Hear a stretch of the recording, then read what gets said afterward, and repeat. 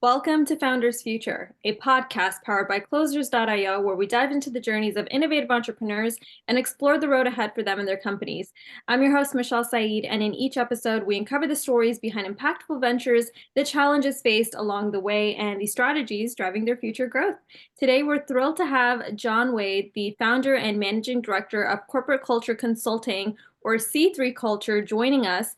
John brings over 30 years of experience in leadership and sales from global giants, and he's now leading C3 Culture, a company transforming organizations through purpose-driven culture with notable achievements like boosting employee engagement by 20 to 30% and financial performance by 10 to 15%. We'll explore his founding story, how C3 Culture is reshaping organizational performance through culture transformation, and his vision for scaling this consulting-driven business. So let's dive in. John, welcome to Founders Future. Thanks for having me on here. Absolutely. So let's kick things off for the listeners. Super excited to have you on and really share what got you started. So take us back to the beginning. What specific problem did you see within corporate culture or leadership that, inspired you to start C3 Culture to start with? So I worked for several really large companies in globally. I've worked in six, seven different countries. So for Nestle, PepsiCo, IBM, et cetera, and see a huge need on the people side of the equation. 90% of the problems in companies are people related, not technical. And yet a lot of expenditure goes into the technical part and not as much in the people part. About 20 years ago, after I worked in corporate America from sales rep all the way to CEO, I I went to work for a company out from Europe, one of the leading leadership and sales training companies in Europe. And I was with them for about 8 years. And then I came across the phrase culture eats strategy for breakfast, attributed to Peter Drucker. I'm not sure if that's exactly who said it. Whoever said it, it inspired me because we'd been working on developing leaders and salespeople and sales managers. And so I registered corporatecultureconsulting.com. It was available, which I was surprised because if you wanted anything in strategy, you weren't going to get it, or anything in structure at that point, you weren't going to get those domains. And then I embarked on the journey of trying to discover what culture really is and what it's not. And so it took me a few years to figure out what it is. And then since then, we've developed a framework called the titanium triangle, which we use with companies to explore their values and how they live their values on a daily basis. Love that. Wow. So I'm curious to learn a little bit about the titanium framework. Let's get into the nuts and bolts of that. Let's see that very mission driven, right? A lot of the reason why employees show up is not necessarily the work or really like that career advancement. It's the culture, right? Just wanted to acknowledge that right off the bat that you're Right. doing good work.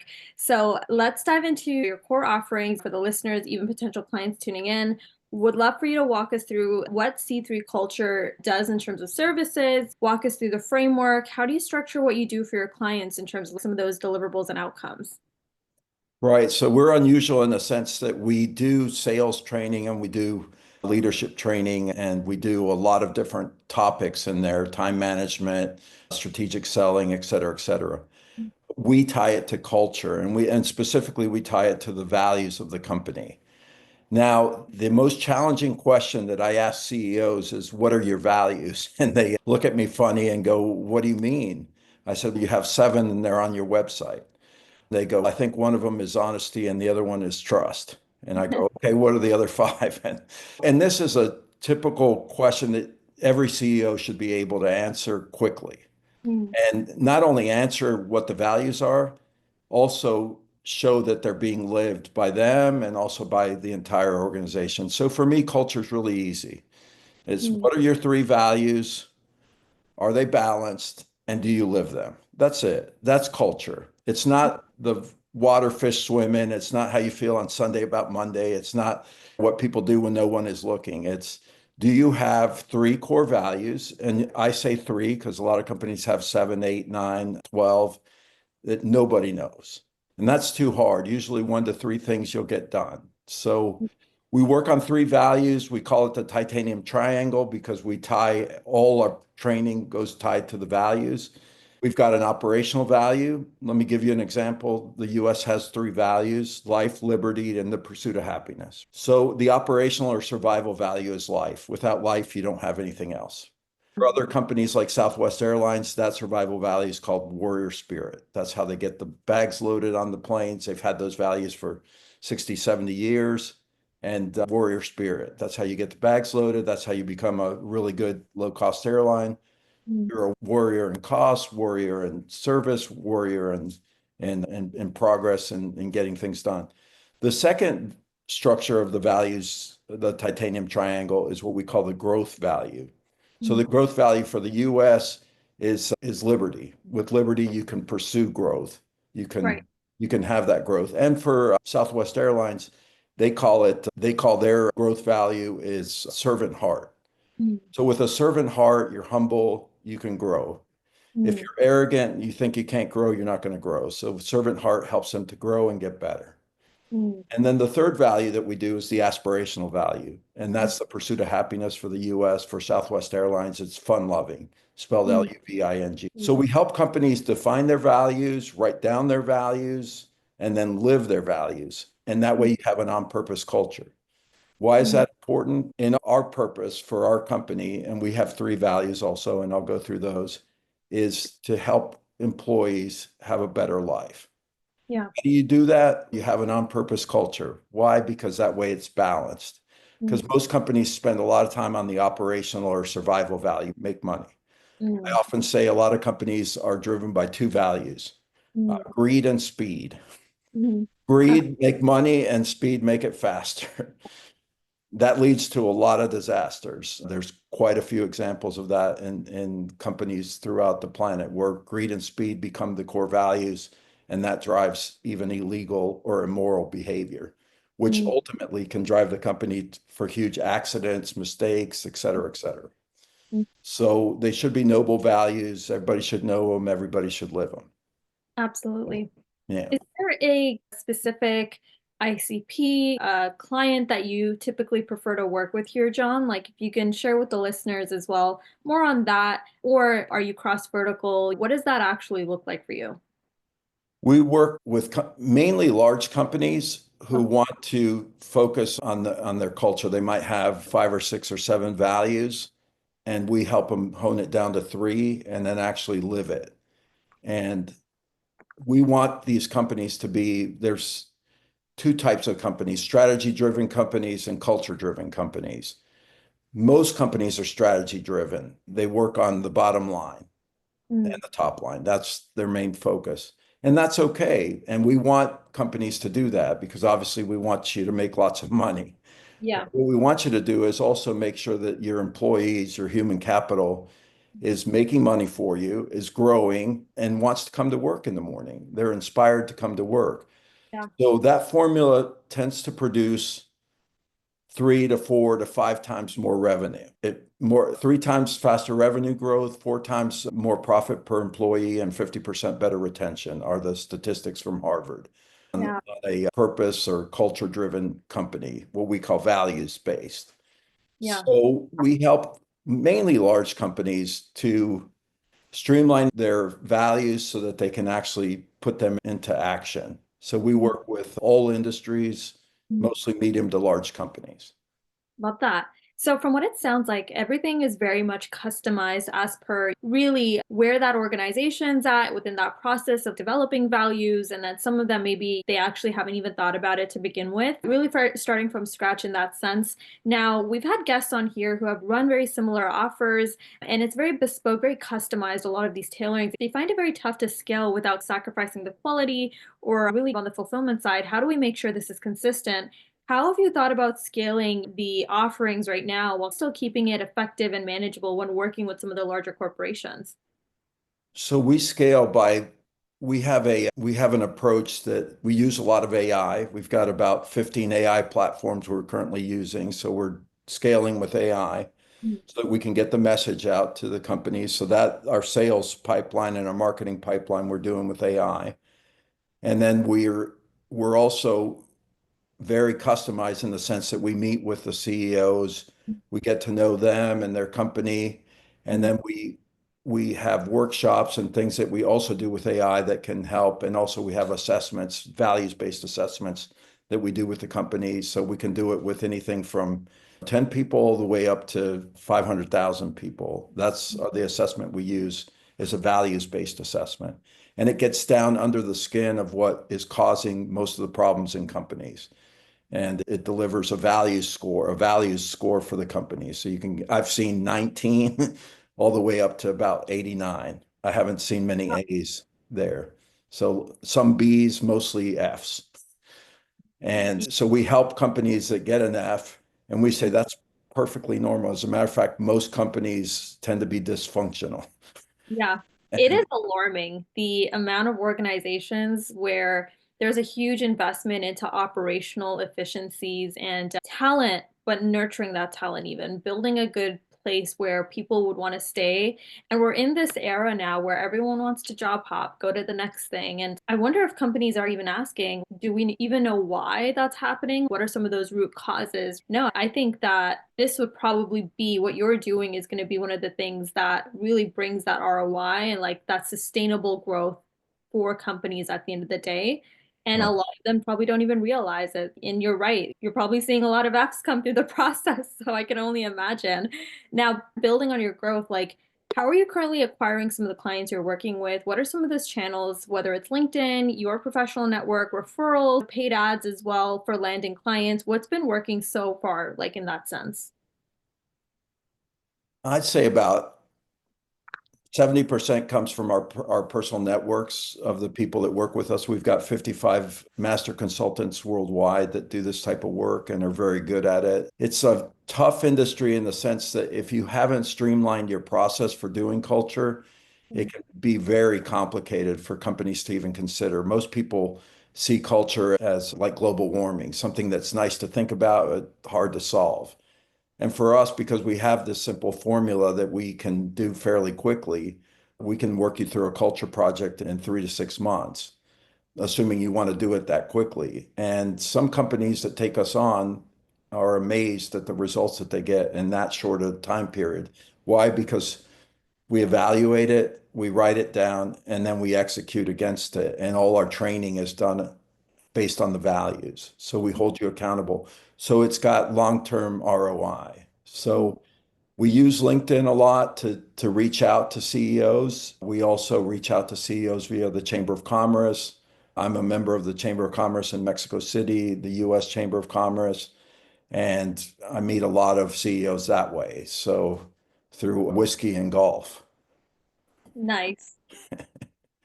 Well, Cigars and cigars. I'm a big cigar. I used to manage cigars and wine. One of my jobs was with a cigar and wine company. oh wow, that sounds fun. It sounds like you built an amazing culture just within your org and look like, really with everything you're doing. It sounds incredible. So from what it sounds like, it's really like a lot of your own connections, being on affiliated with the Chamber of Commerce, you doing LinkedIn outreach. Now, in terms of like really exploring ways to create consistency and predictability with lead gen, it's often like sometimes super difficult with like just going through your personal network or referrals. More for the listeners that are tuning in and they're even going through some of those challenges themselves, like what are some of the strategies and systems you're considering with client acquisition? What does that next step look like for you as you grow the business and take it to the next level of growth? Right. We use programs like Meet Alfred and we use LinkedIn Sales Navigator and we use in the proposal space, we use several of the AI programs to produce proposals, really nice proposals so that we're working from start to finish quickly. So a client of ours, from the meeting that we have with them to the proposal, will be a matter of hours instead of several weeks. And it's very customized to their needs and it's scalable because our compared on the ROI on a culture project done with us is extremely high. You usually get returns of 100 or 200 times what you spend on the culture project Yeah. within a year. So we are very good about scaling, helping you scale the culture inside your company. So at a reasonable price and a reasonable time frame. So I feel like we're one of the global people in this space that's actually developed how to do this and scale it.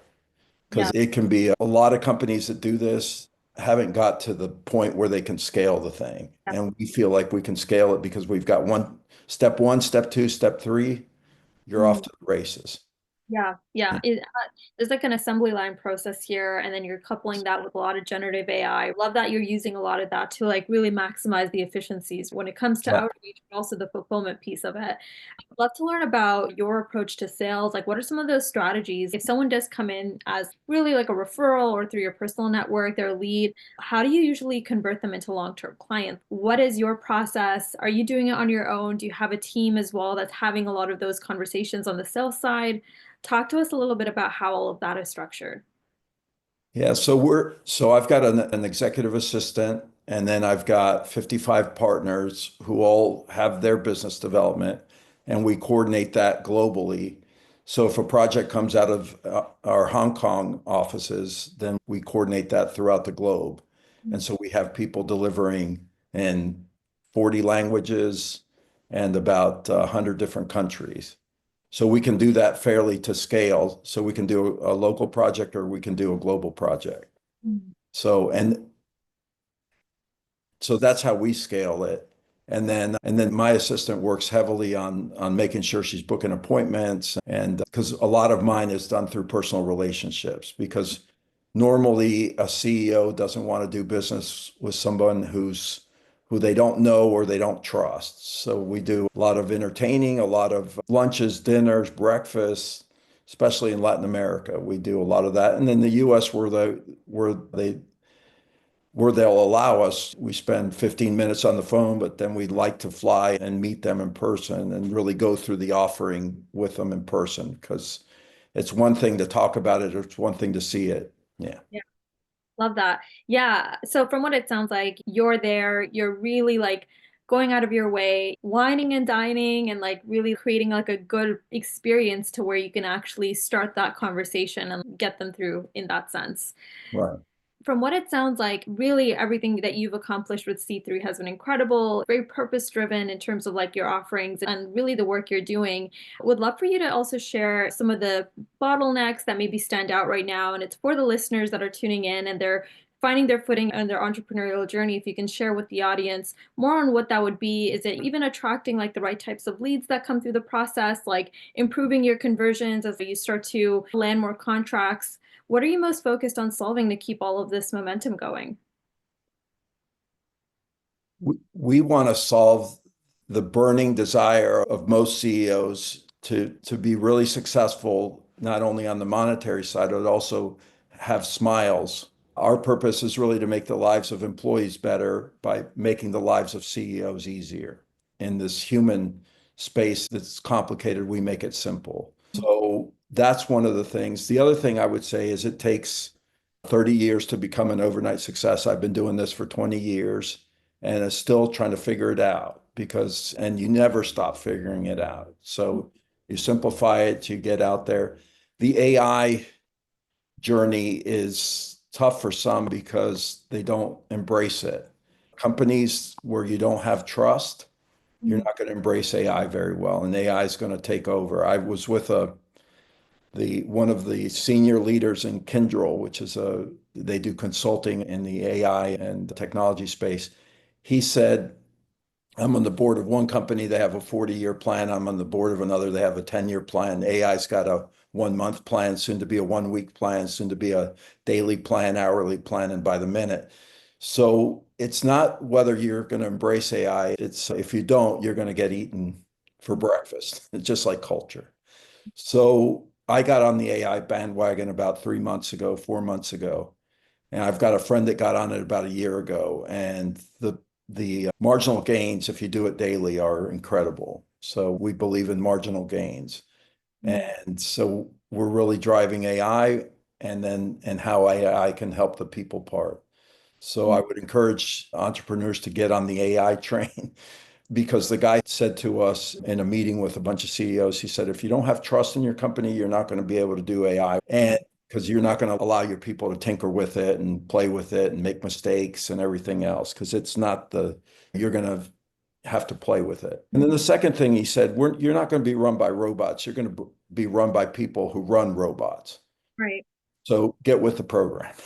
Yeah, yeah, I would say that to people is use it, embrace AI. It's your friend and trust your people to start learning about it. All our people are starting to learn. My assistant is learning more than I am. I've got her at least 2 to 3 hours a day learning yeah, because there's so many tools out there. So that's my yeah, is stay up yeah. to date and keep moving it down the line.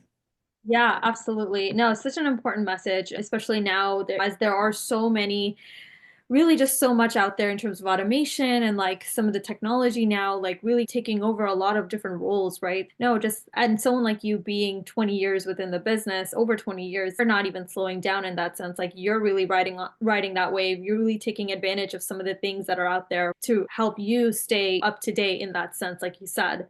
Right. So, with everything you've accomplished so far and your success, would love to hear about the vision for the future. As you look ahead, what's top of mind for growing C3 culture over the next 6 to 12 months? It's our values. We have sharing heart as our aspirational value, agile mind as our growth value, and achieving spirit as our operational value. So we achieve, we grow, and we hold ourselves to sharing heart. We share profits, we share knowledge, we share experiences, we share the good times and the bad times. So it's really the values that keep us together. And that's what we go out and sell. And we wouldn't go out and sell it if we didn't believe in it. So that's something that keeps us inspired. And I will do this till I die because I believe that the culture does eat strategy for breakfast, and 99% of companies aren't doing it effectively yet. And that's going to be your competitive advantage. If you look at Chick-fil-A and KFC, they both sell really good chicken and they deliver it quickly.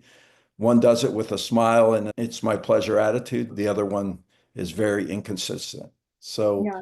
if you want consistency in your behavior, you better work on culture because most companies can't predict what their people are going to do.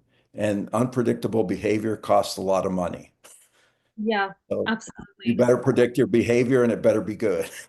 Yeah, no, 100%. Like we were talking about, really the theme throughout this entire episode was really just be intentful, care about your employees, invest in them, and shape the culture to where your employees don't want to look anywhere else. Yeah. Yeah, be a values-based company. And if you're a values-based company, guess what? You're not going to make as many mistakes. You're going to have more predictable behavior, and you're going to have 4 to 5 or 6 times more better results for revenue, profit, et cetera. Yeah. So get with the bandwagon, just AI, join the culture bandwagon, and be a values-based organization. That's my biggest suggestion for big, small, or medium-sized companies, also for families. My Yeah. daughter and I know the values of our family. I only have one daughter, but she will tell you that have fun, be safe, do your homework. Yeah. Those are our three balanced values. Love So that. be safe, that's our operational survival value. Do your homework, that's the growth value. And the top one is have fun. Love So that. three Absolutely. values that are balanced, make sure you live them, and you will have a good family. And she just graduated from Georgia Tech with high honors. So I can't ask for anything more. Amazing. No, that's incredible. Now, one last question as we're in the lightning round. I'd like to ask every guest here. Let's get a bit hypothetical. Okay. If you had a genie in the room and now you have all these unlimited resources, John, Uh-huh. and he gave you all these wishes, what would you implement immediately to accelerate C3 culture's growth today? Something that I'm about to embark on a higher scale is for me to get out and do a lot of presentations. In other words, to become a keynote speaker to talk about the subject. Number one, to get the word out there that culture is not some word that you just go, oh my God, you can't do that. Yeah. To make it simple and to get people to start executing it on a mass scale, because if whether you do business with us or not, be good to your employees because at the end of the day, if you create a good culture, it'll be good for profits and good for people. So that's my next 20 years is to get out there and spread the word. The culture is simple and it can be executed and you can have great results for people and profits. Wonderful. Love that. I know I said that was my last question, but just on a parting note, Mhm. any piece of advice you would share with the listeners? Some of them are founders just looking to start out. Anything you can offer to them about scaling a consulting business, perhaps from your years in leadership or elsewhere, what would you say? Keep learning, keep working and make it happen. Make sure it's your passion because you will, if it's your passion, you will continue to fight for it no matter what. And sometimes you'll have ups and sometimes you'll have downs. Yeah, stay consistent and keep working at it and embrace new technologies, new ways of doing things because it will eat us for breakfast if we don't. Yeah, absolutely. Yeah, no, just stay up to date, stay current. John, you're doing it yourself. Yeah, really excited to follow along on this journey that you're really going to get your messaging out there and you're going to do some keynotes as well. Excited to see how you simplify culture and value creation for organizations on that note. Right. And if anyone wants to read more about it, I've got a book out. It's called Reinventing Ralph. It's about sales culture and it's an easy read, about an hour, and you can get a good idea of what we do for our living. Love that. Yeah. Awesome. All All right. right. That wraps up another inspiring episode of Founders Future. John, thank you so much for joining us today and sharing your remarkable journey and insights. Really, we're excited to see where you take culture development and really building that within sales orgs as the years come by. To our listeners, if you enjoyed the episode, don't forget to subscribe to Founders Future wherever you listen to your favorite podcasts. If you would like to work with John and get in touch with him, we will link his LinkedIn profile below in the summary. Feel free to reach out to him on there.